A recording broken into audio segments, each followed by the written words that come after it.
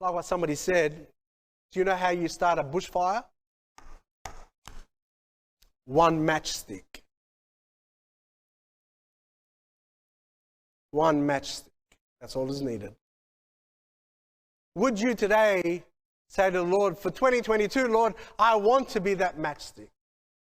I want to burn the ground where I stand and influence and impact those who are around. Lord, I'm going to get up and I'm going to move into action. I'm going to be the Christian. I'm going to be the man of God, the woman of God, the child of God, and I'm going to get into action to do what you want me to do. That's what we need. That's what we need. We don't need any more, and we don't need another year of just religious compliance. How many people have had enough of religious compliance? Let's get out and get back into action. Go. Get up. Go up to that mountain. Go do something. Take a risk. Do something for the Lord. Cut that wood. Bring it into the house. Build it.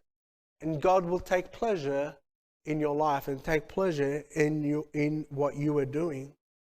That's the way God will be glorified. God's not going to be glorified when your whole life is about you, about your comfort, about what you gained, what you've accumulated, and where places that you can afford to go and the cars you can drive.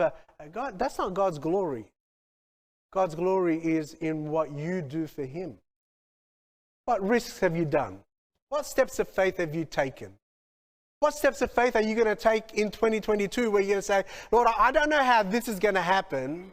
I'm not sure how it's going to work out, because on pen and paper, it just doesn't work. On pen and paper, I'm not sure how this is going to work, but God, I'm going to step out by faith and I'm going to do this, and whatever it's going to cost me, I'm going to do this, and Lord, I'm going to trust you that you will help me through it. It's time we take some steps of faith. It's time as a church family, we stop bickering and complaining about the style and what kind of church service we have, and get more busy and have our eyes focused on people on the outside that need the gospel. You know, a church that is busy winning people to Christ has no time to look inward and complain about each other. Right? Right? If we're busy more in doing the work of God and reaching people for Christ, then we really don't have time about bickering against one another and bickering about what's happening internally. We're more concerned about how we're going to win people to the Lord and disciple them and baptize them, and that see their lives change, and that would be to the glory of God. You see, only God can bring about real change. Only the power of God and the Word of God can make that effect in the life of someone.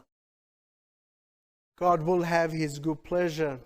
God will be magnified when we get up and get into action.